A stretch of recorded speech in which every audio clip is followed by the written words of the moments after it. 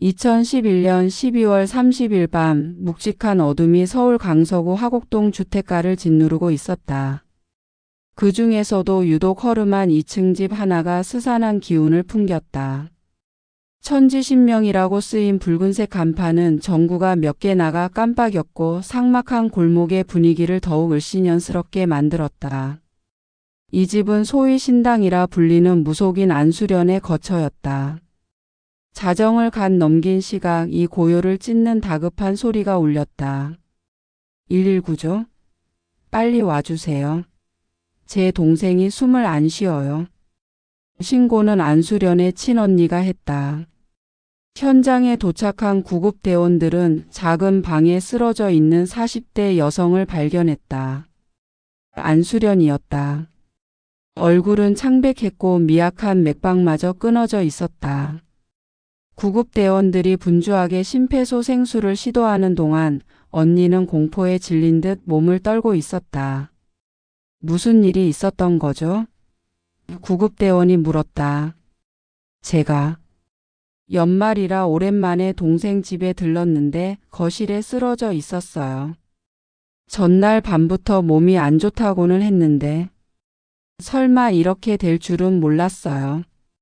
언니의 목소리는 떨렸지만 눈빛은 이상하리만치 건조했다. 안수련은 인근의 대형 병원 응급실로 이송되었지만 끝내 새벽 1시 42분에 사망 판정을 받았다. 사망 원인은 지주막하 출혈. 갑작스러운 뇌출혈로 인한 급사였다.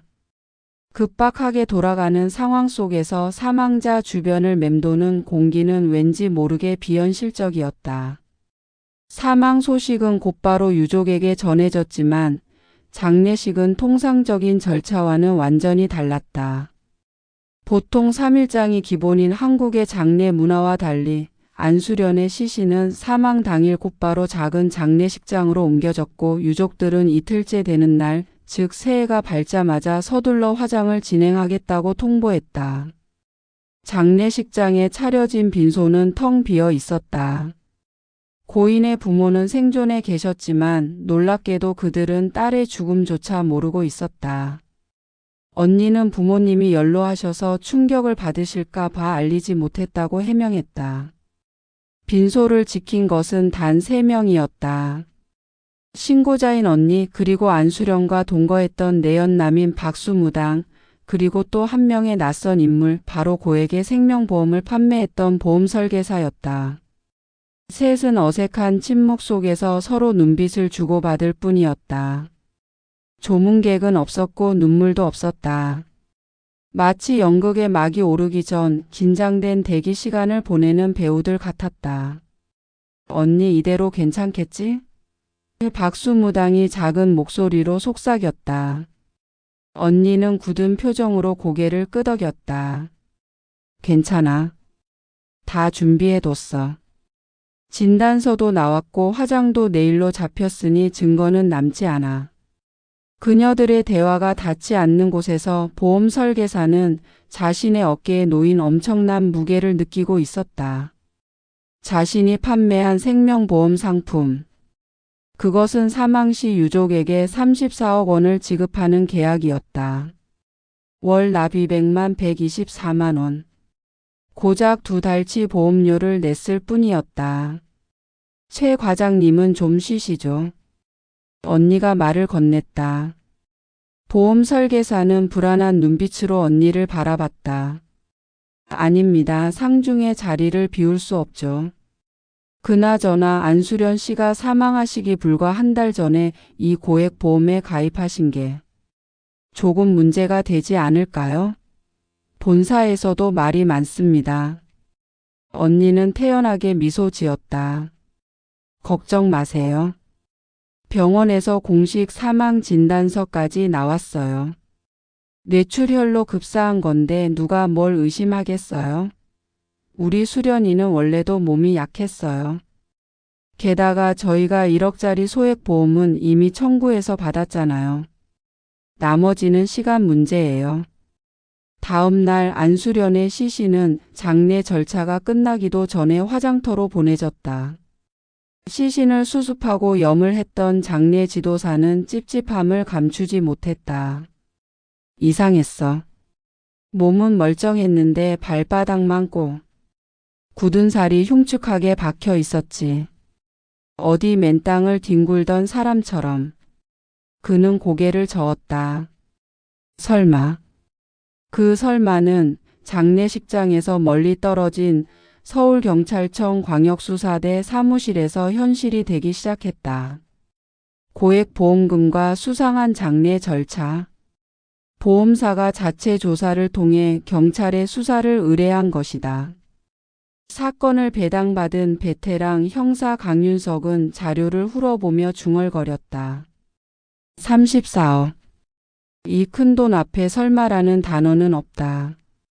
완벽한 범죄처럼 꾸몄지만 서둘러 없앤 증거일수록 거기에 범인의 그림자가 남아있는 법이지. 강 형사는 테이블 위에 놓인 시신 검안서를 노려봤다. 지주마카 출혈. 그리고 그 아래에 찍힌 사망자 안수련의 인적사항. 모든 것이 완벽한 것처럼 보였다. 하지만 그는 직감했다. 이 죽음은 시작이 아니라 누군가에 의해 설계된 망령의 종언일 뿐이라는 것을. 서울경찰청 광역수사대 장기미제팀 사무실은 언제나 늦은 밤까지 형광등 불빛으로 환했다. 커피 믹스 냄새와 오래된 서류 냄새가 뒤섞인 공간에서 베테랑 강윤석 형사는 자료 더미를 쳐다보고 있었다. 그의 앞에는 안수련 변사사건 파일이 놓여 있었다. 강 팀장님, 이거 이상하지 않습니까? 젊은 후배 형사 유 경장이 미간을 찌푸리며 물었다. 이상한 게 한두 가지가 아니지. 유 경장, 내가 봐도 그래? 강 형사는 안경을 고쳤으며 반문했다. 일단 보험료가 말이 안 됩니다. 월 124만 원짜리 생명보험을 2달치만 내고 죽는다. 이건 가입하자마자 나 곧 죽을게요 하고 미리 고지한 거나 다름없습니다. 게다가 사망자가 무속인이에요. 이런 고액 보험을 유지할 만한 자산가가 아니란 말입니다. 자산가. 강 형사는 턱을 쓰다듬으며 중얼거렸다. 맞아. 고액 보험 가입자는 늘 의심해야 할 1순위지. 하지만 더 중요한 게 뭔지 아나? 시신이 너무 빨리 사라졌다는 거야. 안수련의 죽음은 뇌출혈로 인한 급사였고 유족들이 서둘러 화장을 했다. 법적으로는 아무런 문제가 없었다. 하지만 강 형사의 눈에는 그 적법함 자체가 가장 큰 수상함으로 다가왔다. 시신이 있으면 부검이라도 해볼 텐데. 화장을 해버렸으니 원인 규명은 끝난 거나 마찬가지예요. 유 경장이 답답하다는 듯 말했다. 그래서 우리는 남겨진 흔적에 집중해야 한다. 강 형사는 서류 한 장을 집어들었다. 바로 안수련의 시신을 염했던 장례 지도사의 진술서였다. 발이 이상했어요. 그냥 발이 아니라 오랜 시간 신발 없이 거친 곳을 걸어 다닌 사람의 발이었어요. 무속인이 작두를 탄다고 해도 그런 굳은 살은 아니거든요. 시커멓게 굳은 때도 박혀 있었고요. 보통 사람 발이 아니었어요. 강 형사는 담배를 깊게 빨아들였다. 무속인 안수련이 영등포역 인근에서 신내림을 받고 무속 생활을 시작했다는 진술이 있었어. 하지만 10년 넘게 신당을 운영하며 살았는데 발이 노숙자처럼 굳은 살투성이일 이유가 있겠나? 신당은 깨끗한 마룻바닥인데. 그렇다면 시신이 바뀐 거라는 말씀이십니까? 유 경장이 경악했다. 아직 단정할 수 없지. 하지만 시신이 다르다는 전제하에 수사를 진행해야 해. 그럼 누가 안수련에게 시신을 제공했고 왜 노숙인을 노렸을까? 수사는 안수련의 주변 인물, 특히 사망 당시 현장에 있었던 언니와 내연남 그리고 보험 설계사에게 집중되었다. 이들의 통화 기록을 분석하는 과정에서 형사팀은 수상한 패턴을 발견했다. 팀장님, 안수련 씨 언니의 통화 내역입니다. 사망 신고가 들어간 12월 31일 이후 특정 번호와 집중적으로 통화했습니다. 이 번호의 명의자는 광주에 사는 50대 남성 김모 씨입니다. 유 경장이 모니터를 가리켰다. 광주? 서울 강서구에서 발생한 사건인데 갑자기 광주라 통화 내용은? 이게 문제입니다. 김 씨 명의의 휴대전화인데 통화 기록을 보면 대부분 공중전화에 걸려온 전화만 받았어요. 발신자 정보가 남지 않는 전화만 골라 통화한 겁니다. 마치 누군가 숨어서 김 씨에게 연락하는 것처럼요. 강 형사는 낡은 수첩을 꺼내 무언가를 적었다. 공중전화, 광주, 노숙자, 굳은 살. 이 단어들이 머릿속에서 퍼즐처럼 맞춰지기 시작했다. 김 씨 명의의 저 휴대폰 김 씨가 직접 사용했는지부터 확인해봐. 그리고 김 씨의 직업과 안수련과의 관계도 파헤치고. 며칠 뒤 유 경장이 흥분한 얼굴로 사무실로 달려 들어왔다. 팀장님, 김 씨 명의 휴대폰의 기지국 기록을 확인했습니다. 김 씨는 휴대폰을 직접 사용하지 않았습니다. 그리고 그 휴대폰을 사용한 사람이 주로 머물렀던 위치가 놀랍게도 안수련 씨가 사망한 것으로 신고된 화곡동 근처와 그들이 도주한 이후에는 광주광역시의 한 무속인 마을입니다. 광주 무속인 마을이라. 김 씨는 무속인이 아니었지 않나? 네, 김 씨는 그냥 평범한 시민이고 안수련과 아는 사이도 아니었습니다. 그런데 저희가 김 씨를 직접 만나봤습니다. 김 씨 말로는 얼마 전 동네에 이사온 무속인 여자가 신용불량이라며 휴대폰을 자기 명의로 개통해달라고 부탁했다고 진술했어요. 사주도 잘 봐주고 친하게 지내게 되어서 부탁을 거절하기 어려웠다고요. 강 형사의 심장이 쿵 하고 뛰었다. 마치 긴 어둠 속에서 마침내 불빛을 발견한 기분이었다. 그 무속인 인상착의가 어땠다고 하던가? 50대쯤의 여성이고 무속인이라고 했습니다. 저희가 안수련 씨의 사진을 보여주자 김 씨가 깜짝 놀라며 말했습니다. 맞아요. 이 여자예요. 이름은 김모 씨라고 불렀는데 이 사람이 죽었다고요? 강 형사는 자리에서 벌떡 일어났다. 서류철을 덮는 소리가 사무실에 울려 퍼졌다. 시신이 바뀐 게 확실해졌어. 34억 보험금을 타내기 위해 안수련이 자신의 죽음을 위장한 거야. 그런데 김모 씨 명의로 광주에서 숨어 지내면서도 왜 굳이 발신자 정보가 남지 않는 공중전화를 고집했을까? 이건 일당 중 한 명이 안수련이 살아있다는 걸 숨기려 했거나 아니면 안수련이 누군가에게 감시당하고 있었을 가능성을 보여줘. 강 형사는 코트 주머니에 손을 찔러 넣고 창밖의 어둠을 바라봤다. 밤거리는 쥐 죽은 듯 조용했지만 그의 머릿속은 수많은 퍼즐 조각이 돌아가는 소리로 가득 찼다. 이제 그 죽은 안수련을 찾으러 광주로 가야겠군. 이 사건의 진짜 피해자, 즉 굳은 살의 시신이 누구인지 알아내는 건 그 다음 문제다. 유 경장 광주 출장 준비해. 이번 사건 장기 미제팀이 깔끔하게 마무리해야지. 강 형사의 입가에 옅은 미소가 걸렸다. 수사가 실마리를 잡기 시작한 순간이었다. 이제 34억 원의 망령은 더 이상 숨어 있을 수 없게 되었다. 그의 눈에는 이미 광주의 무속인 마을에서 죽은 자를 끌어낼 계획이 선명하게 그려지고 있었다. 광주광역시의 한적한 구도심. 용한 점집들이 다닥다닥 붙어있는 무속인 마을에 긴장감이 감돌았다. 새벽 서울을 출발한 강윤석 형사와 유 경장은 낡은 주택가 골목길에 차를 세웠다. 사진 속 죽은 무속인 안수련이 김땡땡이라는 가명으로 숨어 지내며 신당을 차린 곳이었다. 팀장님, 10년 넘게 형사 생활했지만 내가 죽은 척하고 34억 보험금 타려고 도망친 인간은 처음 봅니다. 유 경장이 차창 밖을 살피며 말했다. 그만큼 절박했다는 이야기지. 아니면 그만큼 담이 크거나. 어쨌든 범죄자야. 강 형사는 무표정한 얼굴로 사진 속 안수련의 얼굴을 응시했다. 사진 속의 그녀는 웃고 있었지만 어딘가 불안하고 탐욕스러운 그림자가 드리워진 듯 했다. 하지만 저희 영장이 없습니다. 단순히 생존이 확인됐다고 해서 살인 혐의로 바로 체포할 수는 없지 않습니까?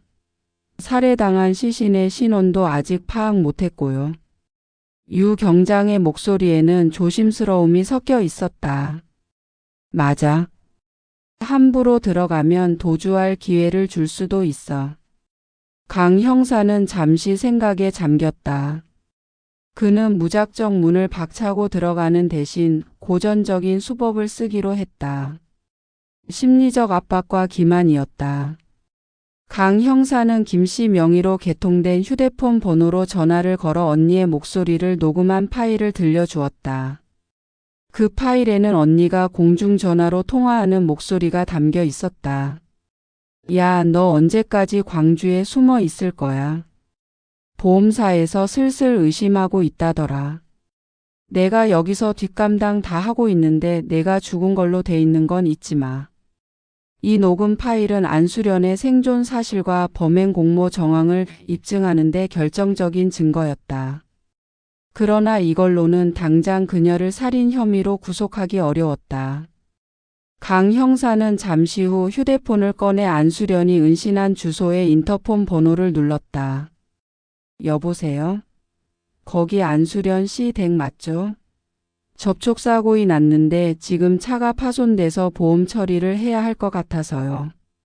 잠깐만 내려와서 확인 좀 해주시겠어요? 강 형사는 목소리를 최대한 평범하고 나긋하게 만들었다. 수화기 너머로 잠시 침묵이 흘렀다. 안수련은 분명 자신의 집 주변에 무슨 일이 일어났는지 확인하고 싶어 할 것이었다. 죽은 자가 세상 밖으로 걸어 나오게 만드는 것. 그것이 강 형사의 전략이었다. 몇 분 뒤 굳게 닫혀있던 대문이 천천히 열렸다. 그리고 조심스럽게 한 여성이 고개를 내밀었다. 짙은 화장 아래 감춰지지 않는 불안한 눈빛. 분명 사진 속의 사망자 안수련이었다. 그녀는 여전히 살아 숨쉬고 있었다. 무슨 사고 말씀이세요? 저는 차가 없는데요. 그녀는 잔뜩 경계하며 목소리를 깔았다. 사고가 아니라 실은 당신을 체포하러 왔습니다. 안수련 씨. 강 형사가 경찰 배지를 꺼내 보이자 안수련의 얼굴은 일순간 백지장처럼 굳어졌다. 당신은 사기 및 살인 혐의로 긴급 체포됩니다. 우리는 당신이 살아있다는 사실과 당신이 아닌 다른 사람의 시신을 바꿔치기 하여 보험금을 가로채려 했다는 증거를 확보했습니다. 안수련은 잠시 몸을 떨었지만 이내 냉정을 되찾으려는 듯 입술을 깨물었다. 무슨 소리예요? 저는 김모 씨예요. 안수련이 누구예요? 당신들 사람 잘못 봤어요. 유 경장이 안수련의 팔을 붙잡았다. 계속 발뺌하셔도 소용없습니다. 당신 언니가 공중전화로 당신과 통화한 녹음 파일이 우리 손에 있습니다. 당신이 사망했다는 사실을 부모님도 모르고 계시다는 것도요. 그제야 안수련의 가면이 무너졌다. 그녀의 눈에 공포와 절망이 뒤섞인 감정이 비쳤다. 체포된 안수련은 경찰서로 이송된 후에도 끈질기게 살인 혐의를 부인했다. 그녀는 오직 사기 혐의만 인정하려 했다. 저는 살인하지 않았어요. 그 시신은 제가 죽인 게 아니에요. 안수련은 조사실에서 목소리를 높였다. 강 형사는 차분하게 녹차를 한 모금 마셨다. 살인하지 않았다고? 그럼 그 시신은 어디서 났지? 당신과 체격이 비슷하고 가족도 찾지 않는 시신이 당신 집에서 갑자기 나타났다는 건 말이 안 돼. 저는 인터넷에서 시신을 구했어요. 인터넷? 시신을 쇼핑하듯이 구했다고? 강 형사는 어처구니 없다는 듯 헛웃음을 지었다. 정말 그 시신이 당신이 죽인 게 아니라면 왜 시신에 대한 정보를 모두 없애버린 거지? 왜 서둘러 화장하고 육골은 임진강에 뿌렸나? 신원만 확인했어도 당신은 살인 혐의에서 벗어날 수 있었을 텐데. 안수련은 눈물을 흘리기 시작했다. 빚 때문이었어요. 빚이 너무 많았어요. 제가 죽은 척해야만 보험금을 타서 빚을 갚고 다시 시작할 수 있었어요. 언니와 남자친구 보험 설계사 모두가 공모했어요. 하지만 살인은 정말 아니에요. 제가 돈을 주고 시신을 구해왔어요. 어떤 노숙자가 자신의 시신을 500만 원에 팔겠다고 했고. 노숙자? 500만 원에 시신을 판다니 그 노숙자가 대체 어떤 사람이었는지 말해봐. 언제 어디서 만났지? 강 형사의 눈빛이 날카로워졌다. 안수련은 고개를 저으며 울먹였다. 모르겠어요. 저는 영등포역 근처에서 시신을 받았을 뿐이에요. 그 사람이 누구인지는 정말 몰라요. 하지만 강 형사는 이미 알고 있었다. 장례 지도사가 말했던 굳은 살이 박힌 발. 그 발은 영등포역 주변에서 사라진 중년 여성 노숙인의 것이었을 가능성이 높았다. 안수련이 돈 때문에 자신과 비슷한 체격의 노숙인 여성을 표적으로 삼았다는 의심은 더욱 깊어졌다. 안수련 씨, 당신이 살인 혐의를 벗을 유일한 길은 당신이 말한 시신을 판 노숙자가 실제로 존재했고 그 시신의 신원을 밝히는 겁니다. 그렇지 않다면 당신은 사기꾼이 아니라 살인자입니다. 조사실의 긴장감은 극에 달했다. 안수련의 말은 진실일까 아니면 파렴치한 살인자가 꾸며낸 마지막 거짓말일까? 강 형사는 고개를 숙인 안수련의 뒷모습을 보며 34억이라는 돈이 빚어낸 인간의 탐욕과 그 탐욕에 희생된 한 익명의 망령을 떠올렸다. 진실은 아직도 차디찬 임진강 물속에 잠겨 있었다. 안수련이 체포된 후 경찰 수사는 일사천리로 진행되었다. 공범으로 지목된 언니 내연남인 박수무당 그리고 보험 설계사까지 모두 구속되었다. 그들은 안수련의 사망 위장이라는 사기 혐의에 대해서는 인정했지만 살인 혐의에 대해서는 극렬하게 부인했다. 안수련의 진술대로 노숙자에게 돈을 주고 시신을 구해왔다는 주장을 일관되게 펼쳤다. 안수련 씨가 수면제를 처방받은 기록이 있습니다. 범행 전에 조선족과 노래방 주인을 상대로도 수면제를 탄 한방차를 권한 적이 있고요. 계획적으로 살인을 시도했다는 정황이 명백합니다.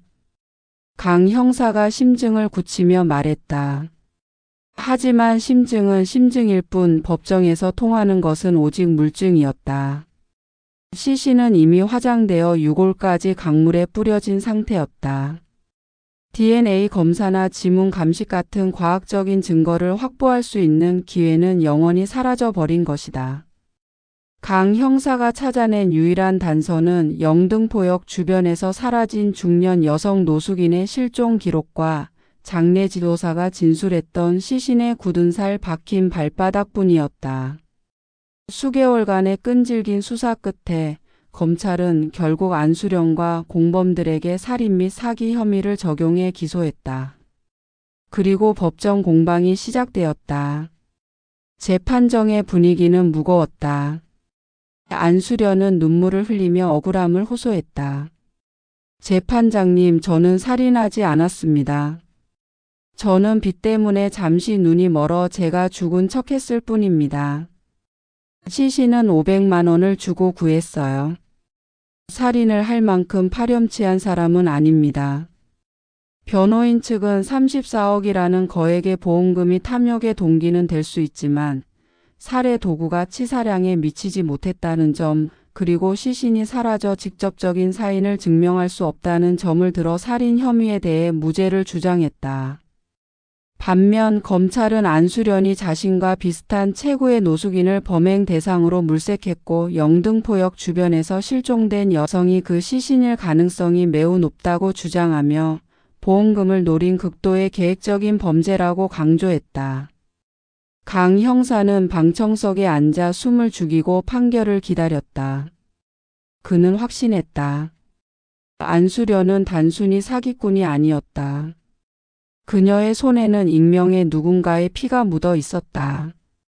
마침내 2012년 1심 법원의 판결이 내려졌다. 판사는 엄숙한 목소리로 판결문을 읽어 내려갔다. 피고인 안수련은 사기죄와 사기미수죄에 대해 유죄다. 고액 보험금을 타내기 위해 시신을 바꿔치기한 수법이 매우 치밀하고 파렴치하다. 그러나 살인 혐의에 대해서는 증거 불충분으로 무죄를 선고한다. 강 형사는 기를 의심했다. 무죄라니. 증거 불충분이라니. 직접적인 살해 행위를 입증할 시신이 없고 피고인이 주장한 시신 거래가 허위임을 입증할 증거 또한 부족하다.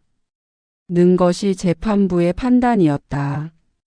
결국 안수련은 시신 바꿔치기 및 보험 사기 혐의로 징역 7년을 선고받았다.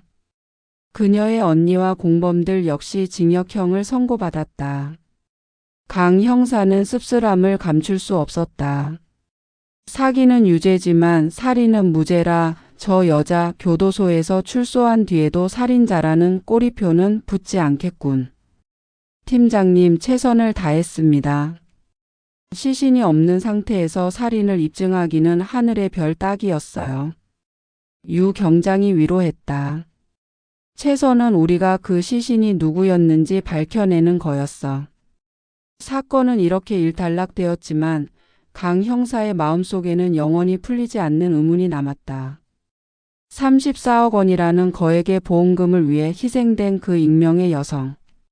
영등포역 주변을 떠돌던 이름도 가족도 친구도 없이 살다가 비극적으로 죽어 자신의 시신마저 도둑맞은 그 여성의 신원은 끝내 밝혀지지 않았다. 안수련은 교도소에서 복역한 후 출소했지만 그녀가 뿌린 탐욕의 씨앗은 여전히 끔찍한 망령으로 남아 있었다.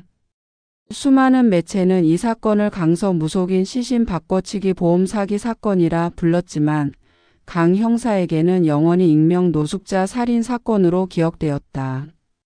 그녀의 시신은 임진강의 흙 속으로 사라졌고 세상은 그 익명의 죽음에 대해 아무도 책임을 묻지 못했다. 34억 원을 노린 탐욕의 계획은 결국 절반의 성공이자 법의 심판을 피한 불완전한 완전 범죄로 남게 되었다. 강 형사는 홀로 사무실에 남아 영원히 이름 없는 그 희생자의 명복을 빌었다. 돈이 뭐라고. 사람 목숨을 헌신짝처럼 버리는 세상이 되어버렸어.